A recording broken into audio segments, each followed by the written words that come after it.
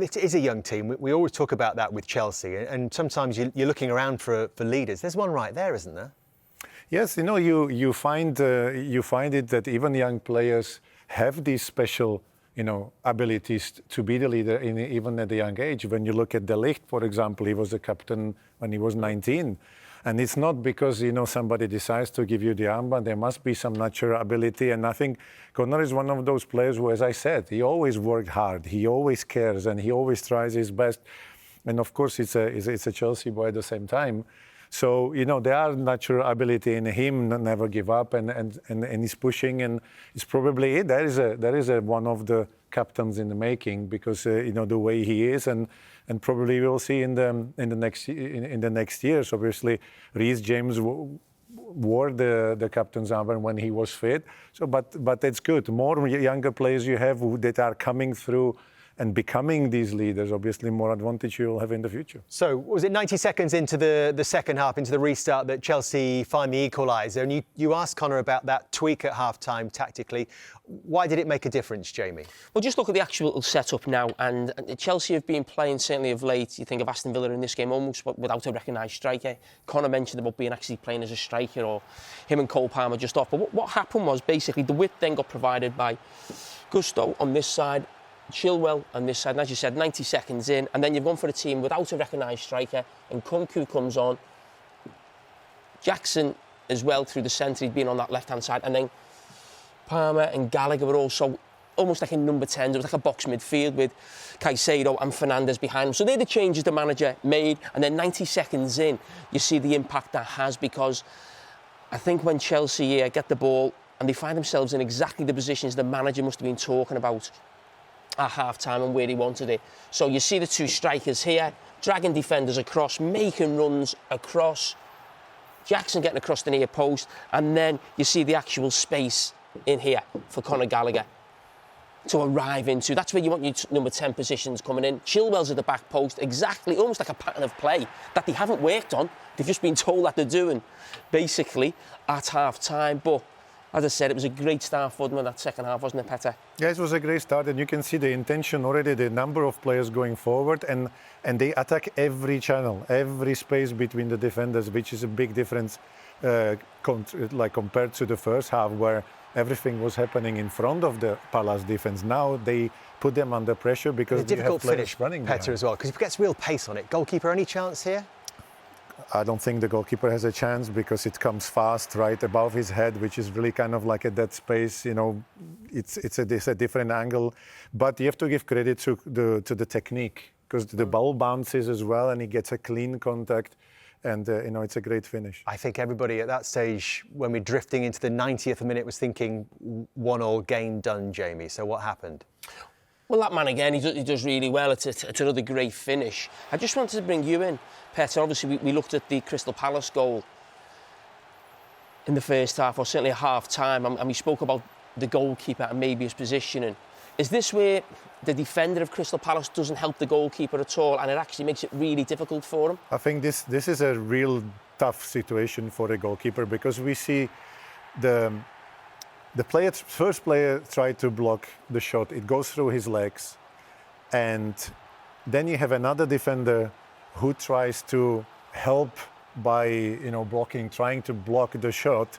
And obviously you can see even Dean looking one way now. If you freeze it, you see he doesn't see the ball, so he's leaning to his left, trying to find the ball, and obviously. So this is where he loses all the time, and all the his weight goes on his left foot, so he tries to find it. Then the ball goes on the other side, and by the time he sees it, you see he has no time to react, and unfortunately, that's a very difficult. We might just look here on this screen there. You can just see there. Yeah. So you can see that he tries to find it on his left. The ball goes on the other side, and unfortunately there's a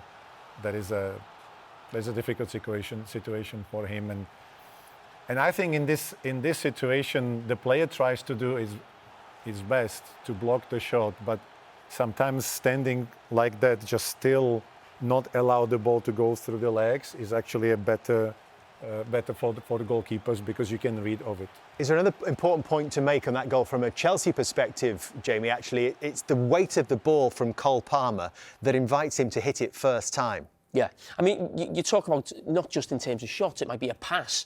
And it's really interesting. Sometimes if you fire a pass into someone, you're telling them to maybe take a touch and then go again. When you roll it, they saying, go on and hit it first time. And he had to take it quickly because of the challenge coming in from the Palace player. That challenge coming in almost makes him take the shot early. But, you know, it was a fantastic finish. 3-1, the final score. Petr, as you've been telling us all night it was going to be, hence those celebrations. No, we expected tough game, yeah, and Chelsea made it difficult for themselves in the first half. Palace played really well, very disciplined, but then the goal changed everything. And obviously, here when you have last couple of minutes to go, you put numbers forward, and there is always a risk that there will be a counter-attack. And again, he's got time on the ball, hasn't he? He's got time on the ball, Palmer. And I think there is a, you know, that movement from Nkunku was actually important because he took the defender away, and of course when you give Enzo with his technique and ability so much time. Can I just, and obviously we're going to ask you about goalkeepers. This is something I've seen from Dean Henderson before. When he's getting ready for his shot, he actually his arms come back almost to maybe some leverage or to propel get them forward. Yeah, I mean, what do you think about this technique? You just keep an eye on the goalkeeper now, and his arms are because he's faking for the shot, and his arms keep going forward and back. What is that technique? I think because you know you said sometimes you need to get the momentum going. So if you do it at the right timing, obviously the hands give you the chance to get some momentum to push.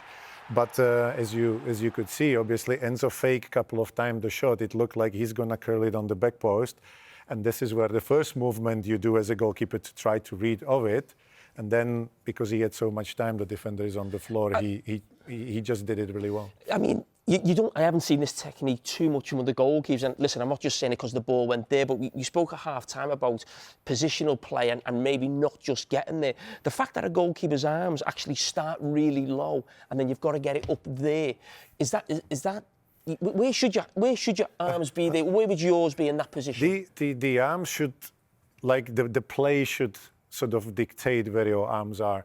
You should, like, if there is like a play where the ball can go high, low, anywhere, I would sort of have my hands in this position that I can use it every direction. Yeah, and the important part is that you put it in a neutral position that your arms can actually move every direction, because sometimes when you move too forward, then you restrict your movement of your shoulders, and then you need to move back, you lose time. So that actually is a complex thing, that in a better position and better set position, you actually give yourself better chance to push. But in this situation, as he was ready to push for potential shot there, and then the player realized that, or Enzo realized that a lot of time and changed his idea, I think it created difficulties for Dean to get there. But it's a good shot. I think it's a very difficult situation for a goalkeeper. Probably the one thing you can try, maybe come out and, when he stopped. But the problem is that the defender is lying there as well. So this is like a tricky situation, and well played to Enzo. You always blame the defenders, don't you? Yeah, you always blame the goalies. Conor Gallagher said himself that they really had to work hard for this tonight, Chelsea. The second goal didn't come until the 91st minute, and the third even later. And cue the celebrations. This was Nicolas Jackson. He was actually booked for this. Oh, no. Was he? Well, he's run past the referee, which probably didn't help his cause. Oh, no. But when you've won a game in these kind of circumstances, you've had to go through a little bit of pain, a little bit of stress, a bit of hardship. Does that really help to create that bond within this young team?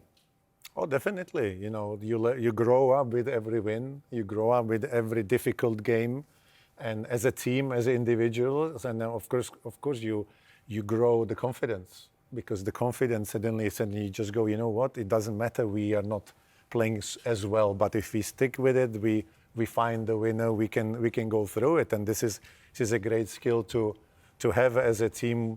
Once you play for the title, you have to be able to play, with adversity, and sometimes you struggle to get your game going, but you need to stay calm, and this is how you learn it. This is, in moments like that, you learn how to get better, and that's why probably this is a significant game, because even Conor himself, he said they lack the consistency. They have good games, bad games, and today they didn't start particularly well, but they stayed in the game and managed to come out with the win. So it's gonna definitely give a good feeling to them and boost of confidence. Yeah. This is the next six, as I was saying, as we were discussing with Conor Gallagher as well. There's some big, difficult games on the horizon. So how hard is it, Petr, for them to really build some momentum looking at that? They have difficult games, but going to Manchester, you go there and you know that they will be under pressure to perform, to get the result, to stay in the title race. So you almost go and you have not much to lose. You just want to build the momentum, have a good game. Good game means that you are in the game, that you don't concede earlier than you lose in a big score, but you match Man City in terms of the effort or tactically, and then you never know what you get out of the game. And obviously going to the final against Liverpool, who just beat them 4-1 at home, is the same story. You learn from the defeat, and you just go, okay, we know what to do now, not to repeat the same mistake, and probably knowing that you have another chance. The final is one-off game. It's a special situation, and it can help them. Do you think the cup games might switch their focus this season a little bit? Well, we're talking about maybe an outside chance for Europe, maybe to qualify for Europe. But that cup final against Liverpool is a massive game for Chelsea. And I know Chelsea are used to playing in cup finals and winning trophies, I get that. But this is a manager who I don't think has won anything in England before, obviously come very close with Tottenham, a young new team. So it's not the Chelsea of old, if you like, who are used to being in this situation. And I actually think the Manchester City game is important for the cup final because it's very difficult for anybody to go there, and it'll be a tough game. You'd expect Man City to win, but I do think Chelsea have got to take something from it. It might be a performance. They were unlucky. Listen, they might get a draw, they might win the game, who knows?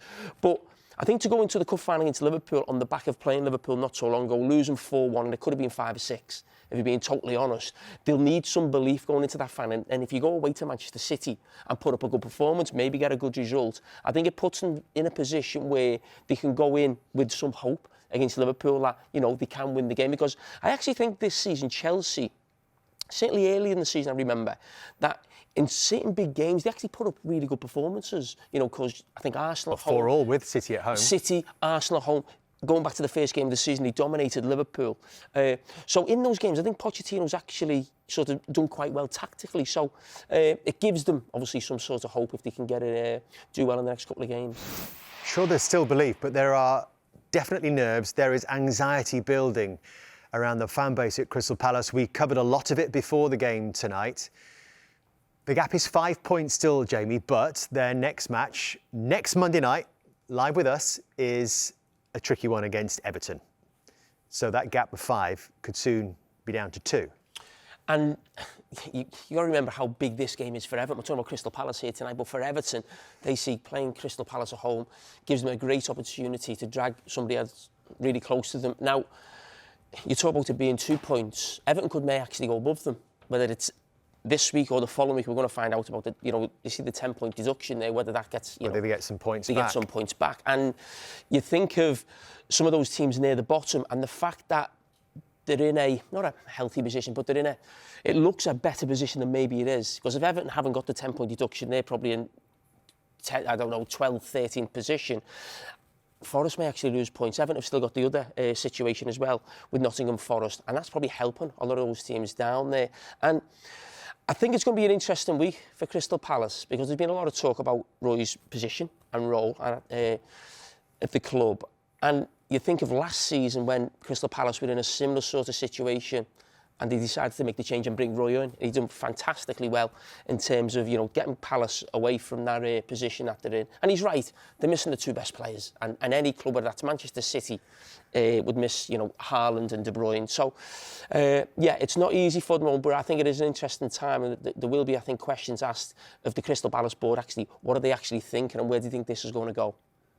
It's a tricky one for them. You'll see it live with us from 6:30 next Monday, as ever, including all the weekend analysis as we build up to Everton against Crystal Palace next week with another special guest. Tonight, Petr Čech has been with us, the former Chelsea goalkeeper, former Arsenal goalkeeper as well. It was interesting looking at that, because I always go back to sort of Alisson and what he does. And I think he's probably the best in the Premier League right now at dealing with 1v1s. And he has this technique of almost, he holds his position, and when the player puts the head down to make the next touch, and then they bring the head up, he's almost on top of them. What was interesting about you, that at times you were actually coming forward, and then you were actually going back. What was the technique and what was the thinking? So, you know, if you take a player running with the ball, yeah, they know they've been chased. They have a lot of time, so they start thinking, oh, what should I do? But at the same time, they know they have to run fast. And then they look at you. And if you are in one touch, same position, second touch, same position, you basically give the player at this level the solution, because he goes, okay, the keeper is still there, he's still there, I'm going to do this. So basically, he does one touch, second touch, he sees you there, makes decision, puts the head down, and then he looks up and you are not there. You are in a completely different position, closer to him, and then you can put them off. So you're playing mind games, It's a mind really? game. It's a mind game where you try to make sure that you gain time and space and put the player under pressure. Any player under pressure actually feels the pressure, so it can make mistake, wrong decision. If you give an elite player in the Premier League time and space, like they're gonna send you wrong way all the time. We talked before about the team of 2004-05, the first Chelsea title winning season for such a long time, inspired by some fabulous players like yourself, a good young team, but also this young, brash manager that arrived in the Premier League for the first time. A special one, he said, and he certainly turned out to be that. Was he unlike anyone that you had worked with or since in football? You know, like, people have this perception of Jose, obviously from the TV, you know, because he goes to press conference, he does a lot of things. But I hope he doesn't mind me saying, but he sometimes came to our meeting and he said, guys, this is what I want, this is what I really think, this is what we do, but I'm going to go to the press conference and I will say this and I will say that, so don't be surprised. It's just the thing, I want them to hear that. I want them to have that kind of feeling in our mind, because I want them to do this. So sometimes it was really planned what he did, and to take pressure off the team, to sort of play mind games with the opponent. He was like always ahead with this, yeah. And at the beginning as well, you know, you could only have 16 players for the game. You know, people don't realize that until I think 2006-07 season, you could only have 16 players coming to the game on the team sheet. So there was a huge competition.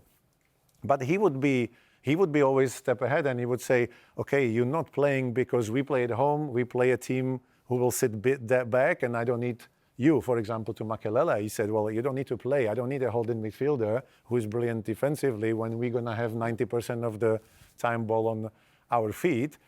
And so I don't need you, you have a time off, and I take this player, extra striker. But then he would say to players, you're not dressing up because you didn't deserve. Like, you didn't train well, and then you didn't play well last time, so I give a chance to somebody else. So you knew exactly where you were, and you needed to, he set that standard that you never wanted to go below, and the players really bought into it. And as I said, the preseason we started like that, the standard started coming really high, and we never dropped it. And that was the key, that we really make sure that nobody dropped it. How did he give you, as the goalkeeper, confidence to perform? The way just he put me in, that's all I needed from him. You know, I have to say, I came and I knew I will have a difficult competition with Carlo Cudicini. And when I signed, Claudio Ranieri was the coach. So I was thinking, Carlo have a head start, because he had been there and obviously everybody knew how great he was. So when we changed the manager, I was thinking, okay, in a way it's my advantage, because now we come to the club where everybody starts in the same line. And I remember we were like the second week of the preseason in the US, and then Steve Clark came to speak to me, and he said, well, just want to give you a heads up, you're gonna play the first game, so you know you have a week a little bit to prepare, get your head around it. And then that was what I felt the happiest in the world, because I was like, I want that. I just only thing I need is to get the. Is that you? He's a baby there with Kesman and Robin. Yeah. Do you think with Jose Mourinho the story is over for him in Chelsea? There's been 2 chapters. Might there be a third? You never know. Of course, I cannot say. I'm not. I don't know how the club or different clubs. Was it talked about at all when you were there? In that more board. We had coaches. We had coaches that we hoped we will have for a long time. And obviously, when Frank came back to the club, we hoped that was the. That was the moment where we will have the manager for a long time, the Chelsea legend and the player who knows the club upside down. How difficult was that for you then? If he's your teammate, you've been through so much together, you're then at sort of boardroom level. How difficult was it to sort of relieve Frank of his duties, and what was your role in that? Well, when we were deciding who will be the manager after Sarri left, I was the one who pushed so hard for Frank to become the manager, because I really believe it could work.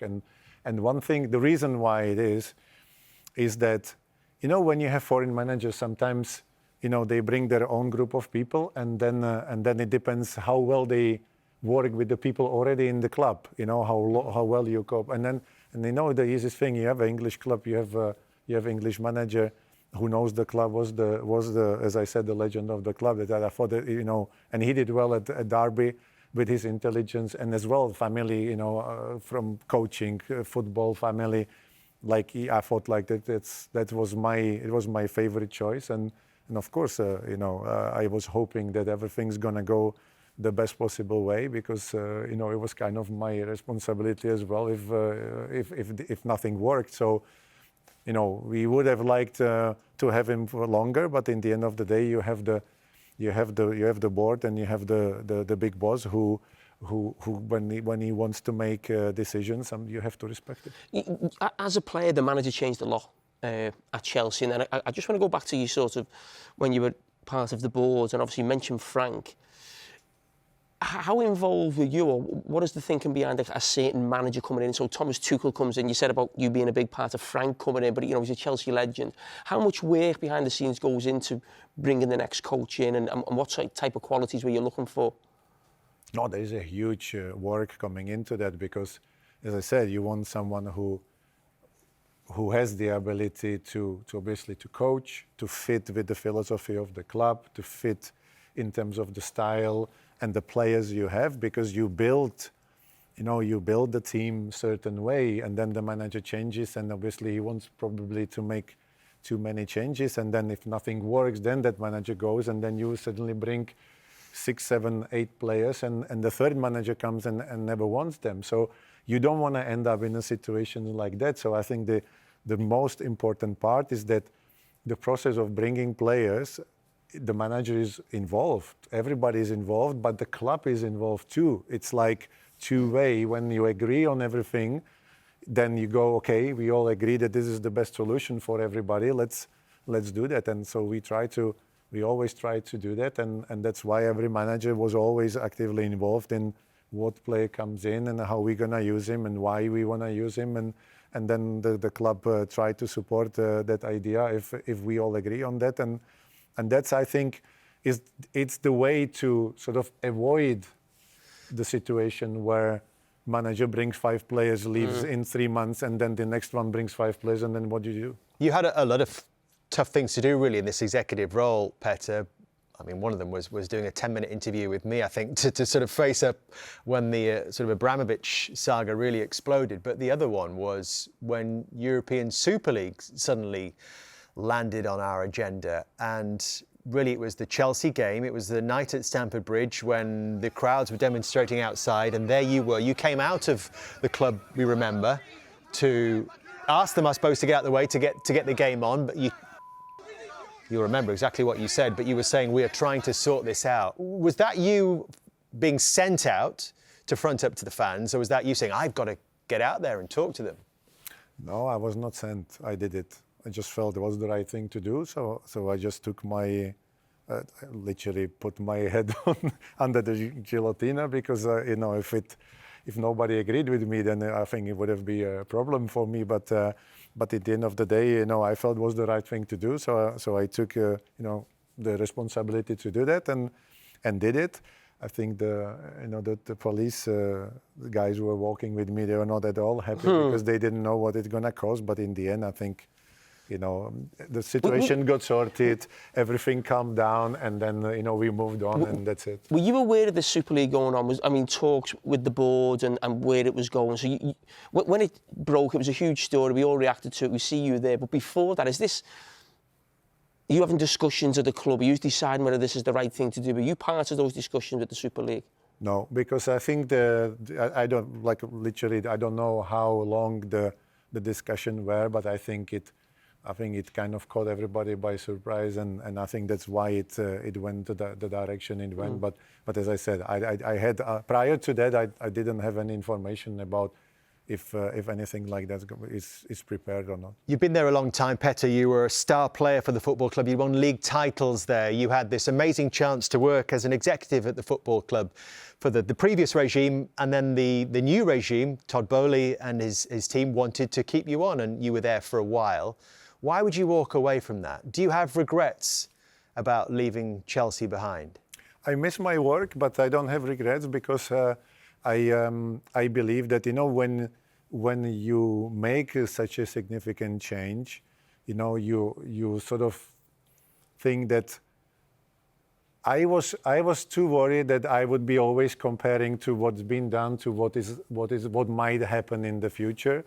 And that was something. I believe that you should always work in the best possible way, and the people who get to run the club, they should have around people. They really go all the same direction, and I sort of I had that gut feeling that it might not be I'm not in the right position. So I just thought that was the best for everybody, and then I left. And of course there is a lot of discussion about that. I was told to leave. No, actually it was the opposite way. I resigned on my own terms. And although I always had really respectful discussions with Todd Boehly and Bedard Bali, who is working closely with Todd. And in the end, I told them at the end of the season, I said, the season's being prepared. So it would be, I think, the best way you have a person who will continue, because I decided that it's not going to be me. We're going to do a minute of quick fire questions. This is going to test you, Jamie, because you're going to think of a question after me, and Petr's going to give us the answer. Oh, God. Are you ready? Best night as a Chelsea goalkeeper? Munich, Champions League final 2012. Jamie? Who was the most important player for Chelsea in that successful era? Name one. That's hard. That's why I asked her. That's very hard. Come on. Quick fire, You're a Petr. pundit now. Quick fire. I'm the pundit. Come on. I don't know. It's too hard to say. But there will obviously, if you take English club, it will be either Frank or JT. Okay. Favourite manager, Chelsea or Arsenal? Favorite manager, Jose and Carlo Ancelotti. Best goalkeeper in the world right now? I think there's a competition between Alisson, Ederson, Courtois. Okay, which one? There's a right and a wrong answer here for Jamie. I go. Okay, this season Courtois was injured. I go with Alisson. Okay. Petr, drums or ice hockey? Oh, that's a tricky one. Well, for now, probably ice hockey. I've got one more question before Jamie comes in. What's next? Coaching, punditry, or executive work? Oh wow, that's the question first. Well, I'm currently doing my PhD, so I hope I will finish that first. Well, hopefully your PhD will help with this one. Was the ghost goal in? Which one? This one? No, I don't think it was. There's the evidence, look. Is that the best evidence we've got? No, I think somebody actually, with the modern technology, somebody put the 3D Where are you? picture. I'm out. I'm out of the picture, but But I have to say, if it was not in, it should have been a penalty because I collided with Milan Baros, so obviously that probably was a penalty. And a red card? Possibly, yeah. At that time, was most likely, yeah. But I think I would have rather taken that than a ghost goal. And finally, next team to win the title, who will get there first, Chelsea or Arsenal? Oh. At this moment, I think Arsenal. This season? This season, you know, I got one prediction right today. Doesn't mean I will have another one. But, no, this season it will be very close, and I actually think that Arsenal might do it. Oh. There you go. Petr, thank you so much. You've been a gentleman and you are a fabulous tipster. Hence those wild celebrations earlier. 1-1, Petr was still saying 3-1. Congratulations. Thank you so much for being with us and being such a good sport this evening as well.